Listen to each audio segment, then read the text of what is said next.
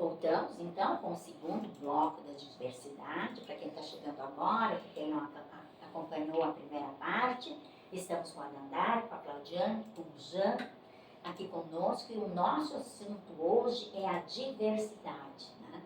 O Jean estava nos contando como foram, quais as dificuldades que ele cresceu em uma família que aceitou essa sua diversidade, né?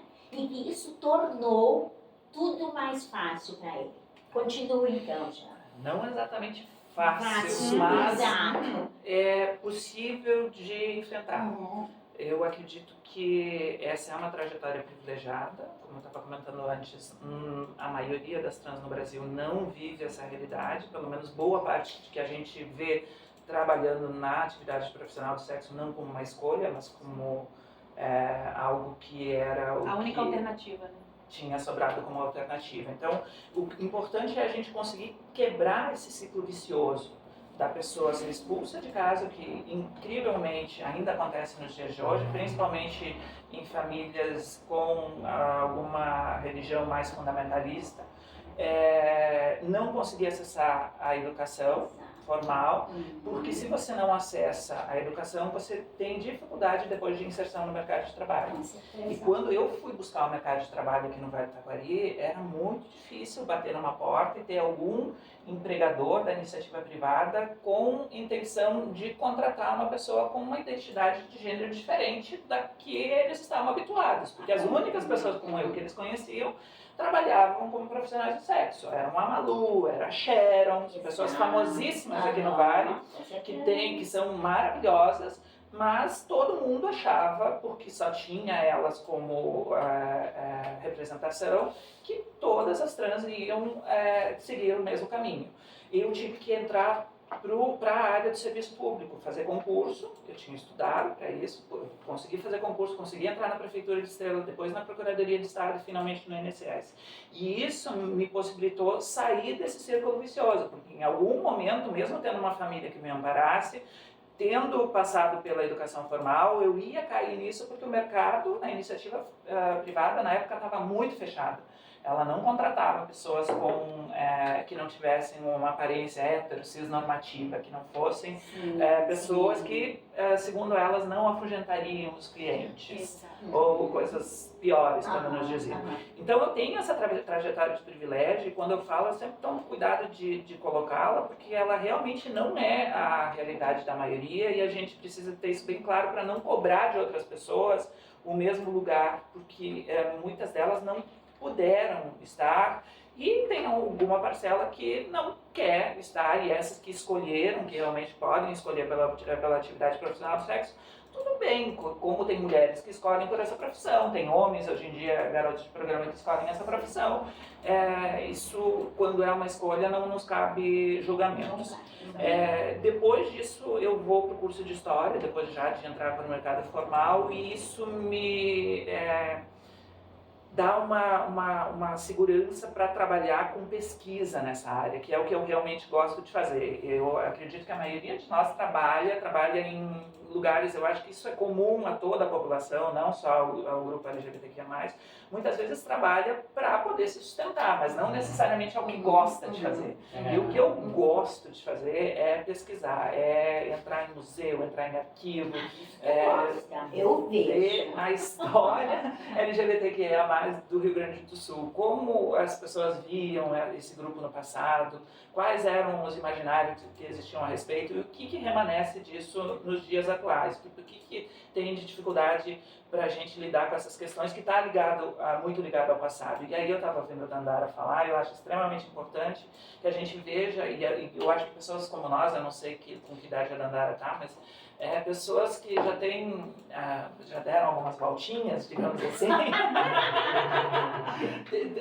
podem ver muito bem que a gente saiu de uma realidade e passou a viver em outra. A gente tem visto pessoas no mundo da política muito bem colocadas, LGBTQIA+, administrando diálogos com pessoas né, do mundo político para avançar nessas causas, e não somente nessas causas, também em relação a pautas de desigualdade social, que a gente sabe que a gente vive num país extremamente desigual, e eu acho que a própria vivência que a gente tem, que é dentro de uma realidade de desigualdade, embora ela seja de gênero, nos faz muito sensíveis às outras questões também, que são pobreza, que são questões raciais, que são as questões das mulheres. A gente acaba se sensibilizando e acaba tendo uma interlocução com esses outros grupos. E eu vejo com bastante ânimo esses novos direcionamentos que se veem, tanto no campo político quanto no campo empresarial também. A gente vê empresas com projetos hoje em dia para contratação de pessoas LGBTQIA+. A gente vê universidades com políticas para trazer esse público para dentro das universidades, para que a gente realmente consiga deixar de pensar num ciclo vicioso, que é aquilo que muitas vezes atemoriza mães e pais. Por exemplo, você tem uma criança pequena dentro de casa, ela que estava falando que a gente já nasce, e óbvio, a questão biológica tem muito a ver sim, porque a maioria de nós nasceu, quando eu digo trans, com alguma afeminação, que a gente diz, a gente era afeminado quando era pequeno, a gente já sabia de alguma coisa muito pequena, a maioria de nós, então tem um dado biológico nisso. Só que mães e pais muitas vezes se assustam muito. Por quê? Porque elas tinham no imaginário que o futuro ia ser muito difícil. Ela obrigatoriamente ia ser profissional do sexo e que ela ia passar muita dificuldade, muita violência e muito sofrimento. E hoje as mães e os pais têm outras perspectivas. Elas dizem, não, a minha filha, o meu filho pode ser, né? A gente também está falando de trans homens, como o filho da Gretchen. As pessoas podem ser o que elas quiserem, como as pessoas heterossexuais também. Claro, com as dificuldades que a vida apresenta para todo mundo. Mas a gente continua enfrentando algumas coisas específicas, e a gente tem momentos assim que parece que a coisa vai estagnar ou vai retroceder, que é muito delicado. E aí a gente fica meio talvez amargurado, porque se estava num processo tão bom de menos desigualdade e as coisas começam a trancar. Por exemplo, eu ia muito para as escolas, ela falando em escolas antes, como é importante a gente ter uma conversação, não sobre sexo. As pessoas são sempre preparadas achando que a gente vai falar de sexo, não vai falar sobre sexo, a gente vai falar sobre um mundo com pessoas diferentes, que a gente precisa respeitar todo mundo. É esse tipo de fala que a gente tem com os pequenos. Claro que quando a gente entra na universidade, tem outras possibilidades de diálogo, aí vai complexificando o assunto conforme o grau, né, exatamente, que os adolescentes ou as crianças estão. Mas a gente vê, eu vi isso muito, eu vi uma época em que eu era uma pessoa muito convidada para ir para as escolas para fazer falas, e depois surgiu Escola Sem Partido, que veio com todo um conjunto de fake news e de bobajada, dizendo que a gente queria destruir as famílias, e que queria sexualizar as crianças, influenciar, como se a gente tivesse o poder. Eu disse que a gente tivesse o poder de transformar alguém em hétero ou em homo. Nossa, né? Não temos esse poder. Transformar, minha filha. Não temos esse poder. Não temos esse poder, não funciona. Então, o que a gente quer é um mundo menos desigual, onde pessoas como nós possam estar inseridas no mercado de trabalho, onde elas possam transitar na rua sem medo de inseguranças. Mulheres, eu acho que também vivenciam muito isso hoje ainda, né? De ter medo de sair para alguns lugares, de ter medo de sair sozinhas. Então, a gente quer isso, né? A gente não quer nada do que essas pessoas que espalham essas bobagens ficam dizendo por aí. Mas é isso, hoje eu estou na universidade. Professor de história. Exato. Assim, tanto a Dandara, quanto a Claudiane, quanto tu também, Jean, nós moramos em Vale do Taquari, estado do Rio Grande do Sul, né, que tem todo um um estigma, né, do homem gaúcho. Conservador, Macho. extremamente. Gaúcho macho. Isso. Estamos procurando. Onde Então, estamos? morando numa cidade pequena, né? É. Morando numa cidade pequena. A Taquari, a Rui do Meio e o Jean já mais estrela, mais... Transito por Lajado. É, Tem tudo. isso, né? Então, assim, ó, quais as dificuldades, como você sente os olhares, como você sente a discriminação, como é? Eu tive muita dificuldade, né, de encontrar trabalho no início da minha vida, né? E aí eu acabei sendo cabeleireiro por 20 anos, né? Algo que eu achava interessante no momento de que quando o meu salão era festivo, mas o dia a dia ele me cansava muito, né? Ele me causou muitos problemas e eu tinha muitas irritabilidades por ter esse negócio que não era algo que eu realmente queria. Mas a cidade ela não foi aberta quando eu tinha 18, 20 anos para me ofertar esse trabalho. Eu na minha cidade eu fiquei entre duas gerações, né?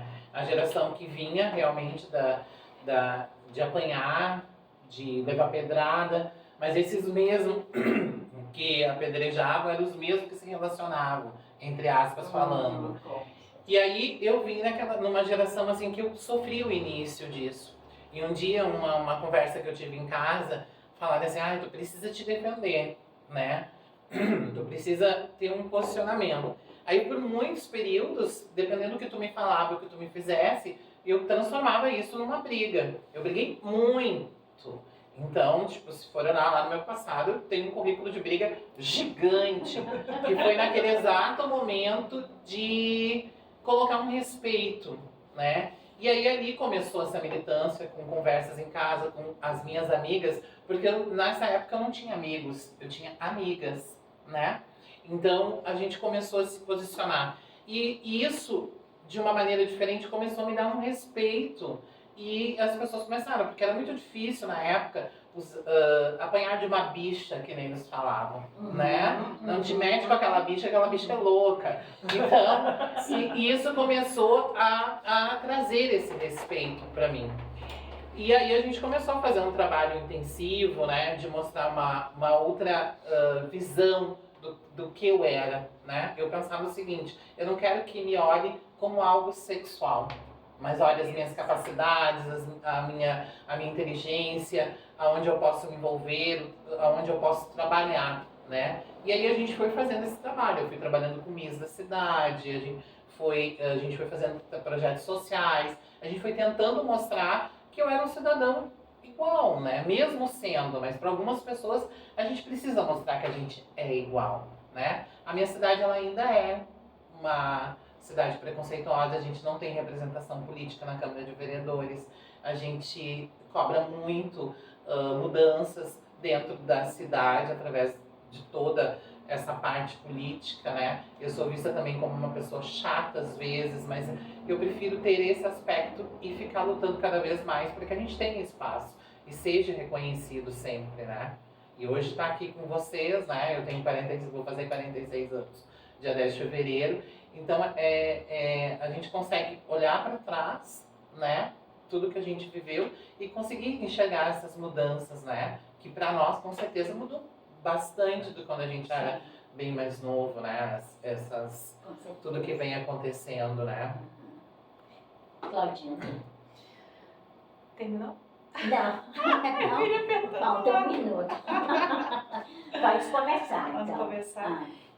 Na verdade, a minha história foi diferente, né? Porque há 10 anos que eu não é que eu me descobri, eu acho que eu me entendi, né? E consegui começar a me posicionar.